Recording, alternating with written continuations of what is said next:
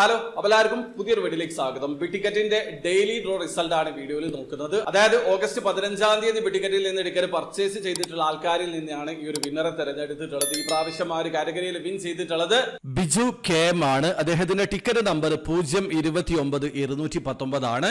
അദ്ദേഹം ഇന്ത്യക്കാരനാണ്. അപ്പൊ നിങ്ങൾ ആ ഒരു കാറ്റഗറിയിൽ വിൻ ചെയ്തിട്ടുണ്ടോ എന്നുള്ളത് നോക്കി ഉറപ്പ് വരുത്തുക. അദ്ദേഹത്തിന് 50,000 ദിർഹമാണ് ലഭിക്കുക.